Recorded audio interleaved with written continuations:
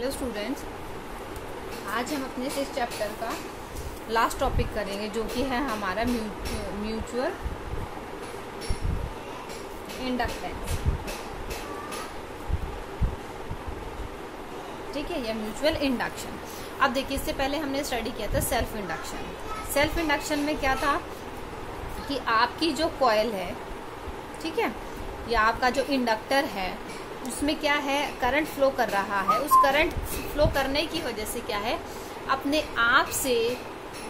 आप में ही फिर से क्या है, करंट इंड्यूस होता है। ठीक है, मतलब एक तो करंट फ्लो कर ही रहा है, दूसरा क्या है, आपका एक इंड्यूस्ड करंट डेवलप होता है। वो था आपका क्या, सेल्फ इंडक्शन के मतलब खुद के ही उसमें वो हो रहा है, मतलब खुद ही वो उसमें ऑलरेडी करंट पहले से फ्लो कर रहा है और वो खुद अपने ही उस करंट की वजह से इंड्यूस करंट डेवलप कर रहा है। तो मतलब अपने आप में ही वो चीज कर रहा है। आज हम पढ़ेंगे म्यूचुअल इंडक्शन। म्यूचुअल इंडक्शन में क्या है, आपके पास दो कॉइल हैं, ठीक है, इस तरीके से। तो अब एक कॉइल की वजह से दूसरे कॉइल में जो इंड्यूस्ड करंट डेवलप होता है उसको हम बोलते हैं म्यूचुअल इंडक्शन। मतलब एक की वजह से दूसरे में, उसको हम बोलते हैं क्या, म्यूचुअल इंडक्शन। ठीक है, अब देखिए फॉर्मूला पता है आपको कि इंडक्टेंस का क्या होता है। फाइन, अब देखिए अगर दो कॉइल हैं जिसमें करंट फ्लो करेगा, उसे हम बोलते हैं क्या, प्राइमरी कॉइल। ठीक है, जिसमें करंट फ्लो कर रहा है, और जिसमें करंट फ्लो नहीं करता उसको हम बोलते हैं क्या, सेकेंडरी कॉइल। क्या बोलते हैं हम उसको, सेकेंडरी कॉइल। ठीक है, तो अब देखिए जिसमें करंट फ्लो करा रहे हैं प्राइमरी, जिसमें करंट फ्लो नहीं कर रहा है, जिसमें इंड्यूस्ड करंट आएगा। ठीक है, अब देखिए इसमें करंट फ्लो कर रहा है, इसमें भी करंट तो इंड्यूस होगा ही सेल्फ की वजह से, लेकिन हम सिर्फ म्यूचुअल की बात करेंगे तो हम सिर्फ जो सेकेंडरी है उसमें जो करंट इंड्यूस होगा उसकी बात करेंगे। क्लियर। तो अब देखिए जब आपका करंट फ्लो करेगा, आपको पता है कि करंट फ्लो करेगा और वो करंट चेंज भी होना चाहिए आपका। फाइन, अब देखिए हमारे क्या है, जो आपका करंट है फ्लो करेगा, अगर वो चेंजिंग करंट होगा तो आपका फ्लक्स जो है वो चेंज करेगा, और फ्लक्स चेंज होगा तो उसकी वजह से क्या होता है, आपका इंड्यूस्ड करंट डेवलप होता है। ठीक है, तो जो फाई है वो किस चीज पर डिपेंड करेगा, जो आपका प्राइमरी कॉइल में करंट फ्लो कर रहा है उस चीज पर डिपेंड करेगा फाई। और आपको पता है जो फाई है वो, उसको अगर हम ये प्रोपोर्शनैलिटी का साइन हटाते हैं तो यहाँ पर जो हमारा प्रोपोर्शनैलिटी कांस्टेंट आएगा वो हम एम से रिप्रेजेंट कराएंगे, जिसे हम बोलते हैं कोफिशिएंट ऑफ म्यूचुअल इंडक्टेंस। ठीक है, इस एम को हम क्या बोलते हैं, कोफिशिएंट ऑफ म्यूचुअल इंडक्शन।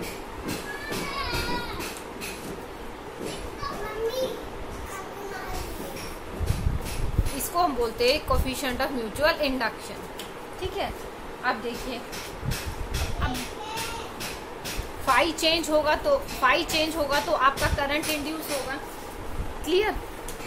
अब फाई चेंज होगा तो हम उसको क्या बोलते हैं, सबसे पहले तो इंड्यूस्ड ईएमएफ आएगा। अब इंड्यूस्ड ईएमएफ किसके इक्वल होता है, माइन d∅dt, क्योंकि हम मैग्नीट्यूड की बात कर रहे हैं, और अगर हम कंप्लीट की बात करते हैं तो माइनस d∅dt, तो हमारी ये वैल्यू आएगी। तो ये तो हमारा क्या है, फॉर्मूला। ठीक है, क्या है ये हमारा फॉर्मूला। अब ये तो फॉर्मूला है फाई की टर्म्स में, ये तो हमें पता ही था हमेशा से। अगर हम म्यूचुअल इंडक्शन की बात करते हैं तो हमारा जो इंड्यूस्ड ईएमएफ का फॉर्मूला है वो बन जाएगा हमारा, एम कांस्टेंट होता है, कोफिशिएंट ऑफ म्यूचुअल इंडक्शन है ये,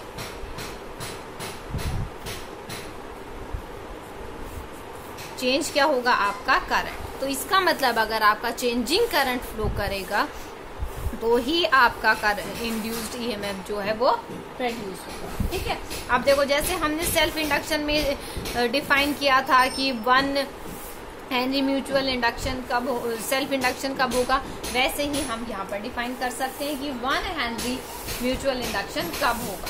ठीक है, तो 1 हेनरी म्यूचुअल इंडक्शन कब हम बोलेंगे, जब हमारा 1 वोल्ट का इंड्यूस्ड ईएमएफ डेवलप होगा। कब, जब हमारा rate of change of current हमारा 1 एम्पियर पर सेकेंड होगा। ठीक है, तो हमें बोला जाएगा कि जो म्यूचुअल इंडक्शन है वो हमारी 1 हेनरी है। क्लियर? तो म्यूचुअल इंडक्शन को हम और क्या लिख सकते हैं, induced EMF by DI by DT. ठीक है, सेम वही आई है जो हमारी सेल्फ के लिए आई थी। फाइन, सेम वही आई है जो हमारी सेल्फ के लिए आई थी। अब देखिए, अगर म्यूचुअल इंडक्शन अब सोलेनॉइड की बात करते हैं, अब देखिए जैसे हमने सेल्फ इंडक्शन स्टडी किया था किसके बारे में, सोलेनॉइड के लिए, तो ऐसे ही हम क्या है म्यूचुअल इंडक्टेंस का केस स्टडी करेंगे सोलेनॉइड के लिए। ठीक है, अब जैसे ये हमारा सोलेनॉइड है, सोलेनॉइड में हमें पता है कि हमारा मैग्नेटिक फील्ड जो डेवलप होता है उसका हमारा क्या फॉर्मूला होता है, म्यू नॉट एन आई, हमने स्टडी किया था। ठीक है, क्या होता है मैग्नेटिक फील्ड का, म्यू नॉट एन आई। ठीक है, और ये क्या होता है, ये स्मॉल एन, स्मॉल एन हमारा किसके इक्वल होता है, number of turns per unit length. Small N किसको रिप्रेजेंट करता है, number of turns per unit length. अब देखो आपके पास 2 सोलेनॉइड होंगे क्योंकि हम म्यूचुअल की बात कर रहे हैं, तो अगर हम प्राइमरी में I1 करंट फ्लो करा रहे हैं, या I, क्योंकि करंट तो इसी में फ्लो होगा। ठीक है, करंट हमारा कितना फ्लो कर रहा है, I फ्लो कर रहा है। दोनों की लेंथ L हमने ली है, मतलब लेंथ ऑफ प्राइमरी सोलेनॉइड और लेंथ ऑफ सेकेंडरी सोलेनॉइड, दोनों की वैल्यू L ली है।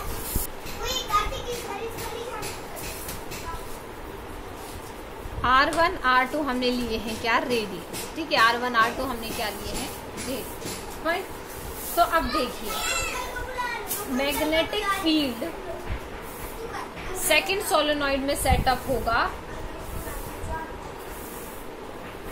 जो हमने ये फॉर्मूला स्टडी किया ये हमारा किसकी वजह से था, उसी सोलेनॉइड में करंट फ्लो कर रहा था, तो हमारा मैग्नेटिक फील्ड डेवलप हो रहा था। तो ये क्या है हमारा फर्स्ट सोलेनॉइड में जिसमें करंट फ्लो कर रहा है, तो उसमें कितना आएगा, mu naught N1 I1 current flow कर रहा है। ठीक है, अब देखिए अब हमारा जो फ्लक्स चेंज होगा वो क्या है, इस B1 की वजह से होगा।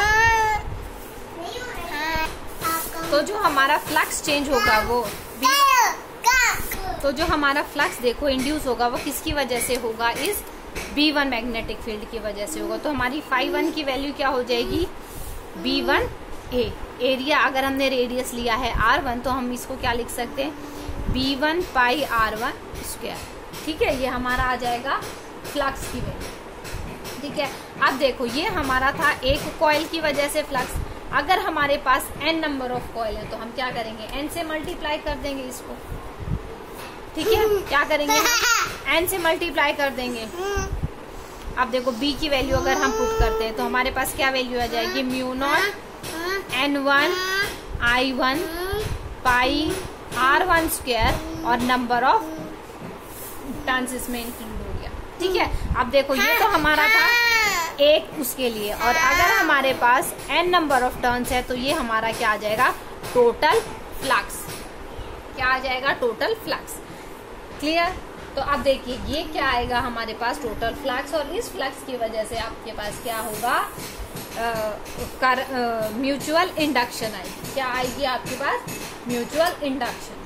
ठीक है, तो म्यूचुअल इंडक्शन की वैल्यू देखो आपने यहाँ से निकाली थी, म्यूचुअल इंडक्शन क्या था आपका, φ/I। क्या वैल्यू इसकी, φ/I। तो यहाँ से हम क्या कर सकते हैं, ये हमारे पास φ1 की वैल्यू है, तो φ/I।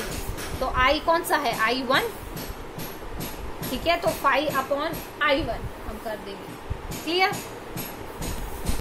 देखिए हमने जो ये वैल्यू निकाली, इस वैल्यू में हमने क्या निकाला कि आपका चेंज इन फ्लक्स, मतलब फ्लक्स कितना इंड्यूस होगा और फर्स्ट की वजह से जो होगा। ठीक है, तो ये तो हमने पहले डिड्यूस किया था कि ये तो आया हमारा क्या, सेल्फ इंडक्शन के लिए। अब देखिए म्यूचुअल इंडक्शन के लिए करेंगे तो हमारे पास क्या होगा, इसकी वजह से आपके पास, इसकी वजह से तो देखिए तो अब देखिए इसमें क्या होगा, आपके पास फ्लक्स इंड्यूस होगा। ठीक है, फ्लक्स इंड्यूस होगा। अब वो फ्लक्स कैसे होगा आपका, जो आपका B2 की वैल्यू आएगी, क्योंकि हम म्यूचुअल की बात कर रहे हैं, तो जो सेकंड इफेक्ट आएगा आपका उसकी बात होगी।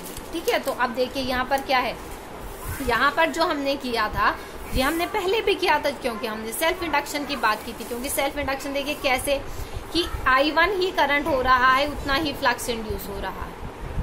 ठीक है, अब वो हम क्या कर रहे हैं, इस फ्लक्स की वजह से जो सेकेंडरी है उसमें कितनी वैल्यू आएगी। ठीक है, तो अब सेकेंडरी में वैल्यू कितनी आएगी, B2 फाइन, और आपके पास एरिया कितना होगा और नंबर ऑफ टर्न्स N1 के। क्यों, क्योंकि जो फ्लक्स चेंज होगा वो क्या है, जितने नंबर ऑफ टर्न्स आपके फर्स्ट कॉइलिंग में होंगे या फर्स्ट सोलेनॉइड में होंगे उन सब का टोटल इफेक्ट आएगा आपके पास। ठीक है, तो जो ये फ्लक्स चेंज होगा तो वो देखिए वैल्यू क्या आ जाएगी, B की वैल्यू है mu naught NI mu naught N2 I2, area पाई,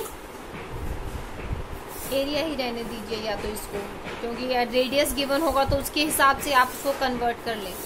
ठीक है, और आपके पास N1, आप देखो यहाँ से आप क्या लिख सकते हो इसको, mu naught N2 I2 A N1 upon N।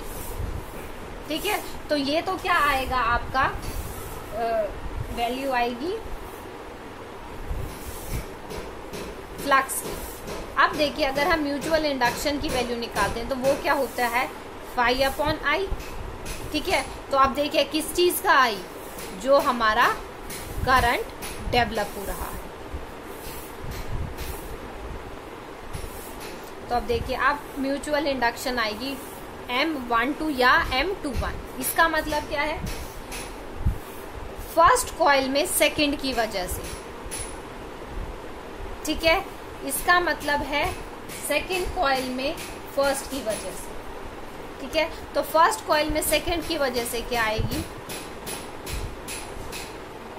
N2, second की वजह से तो I2 से I2 कैंसल हो जाएगा, A N1 अपॉन N। तो ऐसे ही आपका क्या होगा, जब आप दूसरा फॉर्मूला लिखेंगे M21 का, तो उसमें क्या होगा, mu naught N2 N1 A। अब जो देखिए यहाँ पर I2 था, यहाँ पर I1 हो जाएगा, और जब आप 5 डिवाइडेड बाय I1 करेंगे तो I1 से I1 कैंसिल हो जाएगा, तो इसका भी वही सेम फॉर्मूला आएगा। तो इसका मतलब जो म्यूचुअल इंडक्शन है M12 इक्वल रहेगी M21 की। ठीक है, तो ये क्या कह रहा है, इसका मतलब है कि जो दोनों का कंबाइंड इफेक्ट इसमें शो होगा। इस चीज पर डिपेंड नहीं करेगा कि किसमें कितने नंबर ऑफ कॉइल्स हैं या कितने नंबर ऑफ इसमें मतलब इसका कितनी लेंथ है, तो उस चीज पर क्या है ये डिपेंड नहीं कर रहा कि किसमें कितने नंबर ऑफ कॉइल्स। ठीक है, तो आपकी क्या है, दोनों M21 M12 ये दोनों वैल्यूज क्या रहेंगी आपकी, इक्वल रहेगी। तो इसका मतलब क्या, ये रेसिप्रोसिटी थ्योरम को फॉलो करता है। ठीक है, तो आप यहाँ से देख सकते हैं फैक्टर्स कौन कौन से हैं जो आपके इफेक्ट करते हैं। ठीक है, number of turns, cross sectional area. ठीक है, तो ये सारी टर्म्स जो हैं वो यहाँ से आप देख सकते हैं कौन कौन सी टर्म्स है। अब देखिए दो चीजें आएंगी कि म्यूचुअल इंडक्शन कब आपका मैक्सिमम होगा, कब आपका मिनिमम होगा। मैक्सिमम होगा तब जो कॉइल्स हैं वो आपके इंटरकनेक्टेड है। ठीक है, एक के साथ एक है, मतलब कि वो एक एनवलप फॉर्म कर रहे हैं आपस में कंबाइन करके। और जो मिनिमम होगा वो कब होगा, जब आपकी जो कॉन्फ़िगरेशन है वो कुछ इस तरीके से है, when both coils are perpendicular to each other. ठीक है, तो ये आपका टॉपिक था जिसमें हमने स्टडी किया म्यूचुअल इंडक्शन, और ये आपको आई होप कि समझ आया होगा, क्योंकि सेल्फ इंडक्शन भी हम पहले कर चुके हैं तो उसी से रिलेटेड है, इसमें इतना ज़्यादा कोई डिफरेंस नहीं है। ठीक है, that is the end of your chapter 6। Here completes our chapter 6. In next class we will continue with our new chapter. Thank you students, that's all for today, and if anyone have any doubt please ask.